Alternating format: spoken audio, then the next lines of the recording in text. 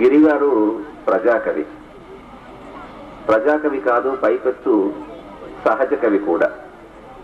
మేమంతా పాఠశాలల్లో వెళ్ళి, విశ్వవిద్యాలయాలకు వెళ్ళి చదువు నేర్చుకున్నాం, డిగ్రీ పట్టా పొందాము, ఇంకేవేవో పట్టాలు పొందాం. అలాంటివి ఏం లేకుండా ఇప్పుడే విన్నారు మీరు, చిరుప్రాయం నుండే తన 6వ ఏట నుండే కవిత్వం సహజంగా ఆయన మాటలలో, ఆయన చేతలలో కవిత్వం పెళ్ళుపుకుతుంది అనేటువంటిది మనకు బోధపడుతూ ఉంటుంది. నేను ఆ పీఠిక వారు ఇచ్చిన రోజు మాత్రం మొట్టమొదటి పేజీలో చదివాను. అందులో గిరిగారి గురించి మహాకవి, మహాత్ముడైనటువంటి శ్రీశ్రీ గారు అన్నటువంటి ఒక మాట అందులో చదివాను. నిజంగా మనకు తెలుసు, ఆ రోజు పోతన్న కాలం నుండి ఈ రోజు పాపన్న, ఇటు గిరిగారు, అందరూ సహజ కవులు ఎంతో మంది ఉన్నారు మన ఈ ప్రాంతంలో. నిజంగా గర్వించాల్సినటువంటి గడ్డ మన జనగామ గడ్డ, దాంట్లో సందేహం ఏం లేదు. అయితే ఆ మహాకవి శ్రీశ్రీ గారు ఒక్క మాట అన్నారు, అయ్యా గిరిగారు, మీరు విప్లవంలో నుండి పుట్టారు, మీ స్ఫూర్తి మాలో విప్లవ భావాలు కలిగిస్తున్నాయి అని రాశారు. అంటే అంతటి మహాకవే మన గిరిగారిని ఆ రోజులలో, ఆయన బ్రతికున్నటువంటి రోజులలో పొగిడారంటే గిరిగారు వారి కవిత్వంలో ఎంతటి మహాశక్తి ఉందని భావించినప్పుడు మాత్రమే. ఎందుకంటే శ్రీశ్రీ గారు ఎప్పుడూ ఒకరి గురించి అలా మాట్లాడగా నేను వినలేదు. ఎన్నో సందర్భాలలో ఆయన ఉపన్యాసాలు విన్నాను, కానీ అలాంటి మాట వారి నోటి నుండి వెలువడడం చాలా అరుదైనటువంటి విషయం. అలా అరుదైనటువంటి మాట మహాకవి శ్రీశ్రీ నోటి నుంచి వెలువడిందంటే మరి గిరిగారు గొప్పతనం ఆ మాటతోనే తెలిసిపోయింది. నిజంగా మనమందరం గిరిగారు లాంటి కవి జనగామలో ఉన్నందుకు, మన ప్రాంతంలో ఉన్నందుకు, మనవాడైనందుకు మనం గర్వించాలి. కాబట్టి నేను అన్నాను, తప్పనిసరిగా వస్తాను మీ పుస్తక ఆవిష్కరణకి. అది 2వ ముద్రణ కాదు, 3వ ముద్రణైనా 5వ ముద్రణైనా కూడా తప్పనిసరిగా వస్తాను, అందులో నాకు అభ్యంతరం ఉండదు అని మాత్రం చెప్పడం జరిగింది.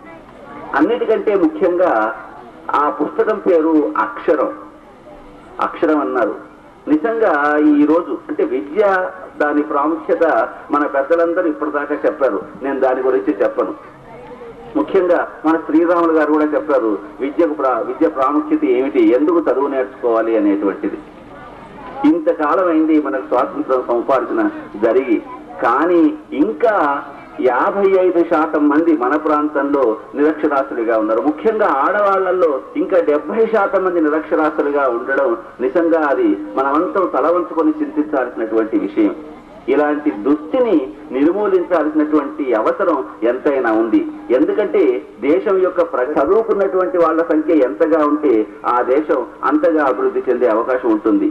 మరి దేశ అభివృద్ధికి కాంక్షించి అయినా కూడా చదువుకున్నటువంటి మేమంతా వారు చెప్పినట్టుగా ఒక్కొక్కరు ఇంకొకరికి కనుక చదువు చెబితే 1 సంవత్సరంలో సగం నిరక్షరాస్యత సమస్యను నిర్మూలించినటువంటి వాళ్ళం అవుతాం, 2 సంవత్సరాలలో పూర్తిగా నిర్మూలించినటువంటి వాళ్ళం అవుతాం. అలాంటి ప్రతిజ్ఞ తీసుకోవాల్సినటువంటి బాధ్యత మరి సామాజిక పరంగా మా పైన ఉందని తెలియజేస్తూ, అలాంటి బాధ్యతను గుర్తెరిగే గిరిగారు ఈ అక్షరం పుస్తకాన్ని రాశారు. కళారూపాల ద్వారా పల్లెలలో ప్రదర్శిస్తూ ప్రజలను అక్షరాస్యులుగా చేయాలని, ప్రజలను చైతన్యవంతులుగా చేయాలని, ప్రజలను అభివృద్ధి కాములుగా చేయాలనేటువంటి దృక్పథంతో వారు ఈ పుస్తకంలో ఉండేటువంటి పద్యాలు రాశారు. కాబట్టి వివిధ కళారూపాలలో రాశారు. కాబట్టి ఇది బాగా ఉపయోగపడుతుందని, ముఖ్యంగా ఈ రోజు అంతర్జాతీయ అక్షరాస్యత దినోత్సవం రోజు ఈ పుస్తక ఆవిష్కరణ జరగడం ఎంతో అభినందనీయమైనటువంటి విషయం, ఉదాహరణమైనటువంటి విషయం. కాబట్టి మరొక్కసారి ఈ కార్యకర్తలందరినీ,